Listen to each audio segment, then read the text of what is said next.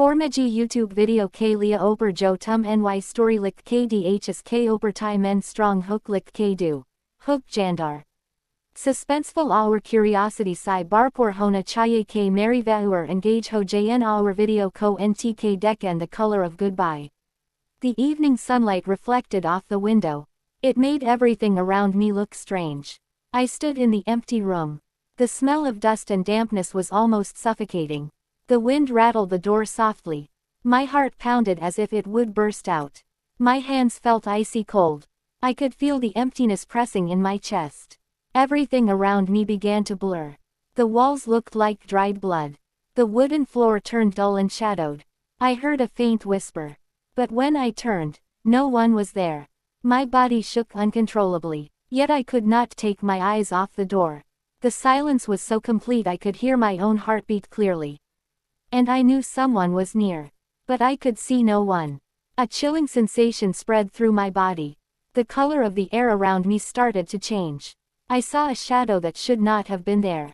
It moved slowly, and its eyes were fixed on me. My heart stopped for a moment.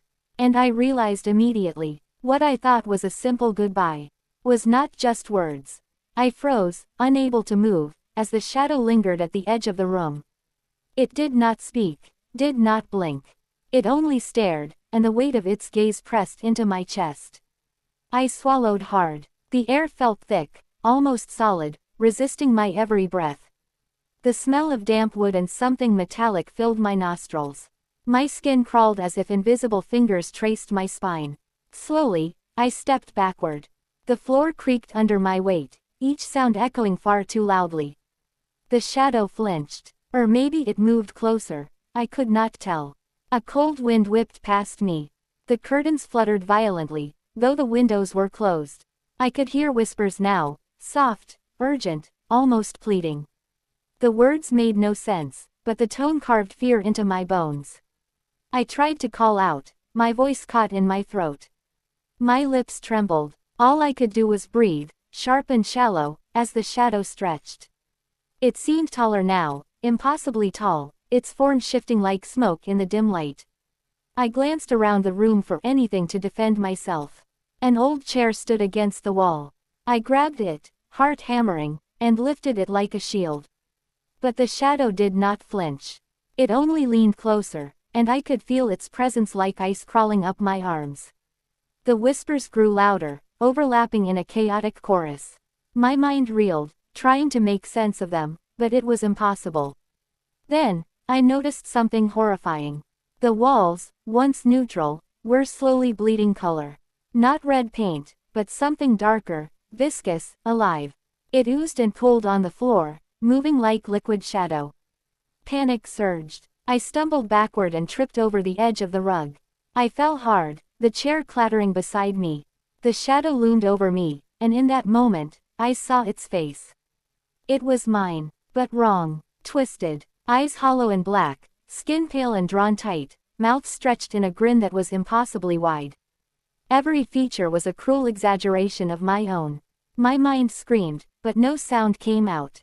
I tried to crawl away, hands scrabbling for something solid. The shadow mirrored my movements perfectly, gliding closer without touching the floor. Then, the whispering stopped. The silence was suffocating, heavier than any fear I had felt. And in that silence, a voice, clear and horrifying, spoke from inside my own head. "You left me." The words echoed, twisting around my skull, relentless. And suddenly, I remembered. All the goodbyes I had ever spoken, words I thought were kind, gentle, final, each one seemed to twist into accusation. Each one a chain pulling me toward this moment. I tried to scream again, and this time a sound emerged. A choking, raw scream that seemed to vibrate in the air, and the shadow shuddered. But instead of recoiling, it laughed. A sound that was not a laugh, but the cracking of ice and the tearing of paper combined. It reached toward me. I felt its cold, a pressure that seemed to crush my bones. And then, the room shifted. Walls melted into darkness. The floor disappeared beneath me, replaced by endless void. I was falling, but not moving. I was suspended, trapped between reality and nightmare. The shadow spoke again, this time through my mouth. I am the color of your goodbye. I realized then, with a terrifying clarity, that every farewell I had ever given, every smile, every polite nod, every turning away, had left a trace of this thing behind. And now it was here to claim me. I tried to blink, to move my eyes, to focus on anything familiar. The void resisted. Shapes emerged. Blurry faces, twisted and familiar, each whispering my name. My own name. A cold hand touched my shoulder. I spun, expecting the shadow, but nothing was there. The air itself seemed alive, pressing, pushing, dragging me. Then, I felt it, my own heartbeat. Slow, deliberate, echoing in my ears. But it was not my heartbeat. It was the shadow's heartbeat. And it matched mine perfectly. Panic erupted. I screamed, clawing at the air. The void responded. It reflected my movements, turning them into grotesque dances I could not control. And then, the final realization struck me. The shadow was not separate from me. It was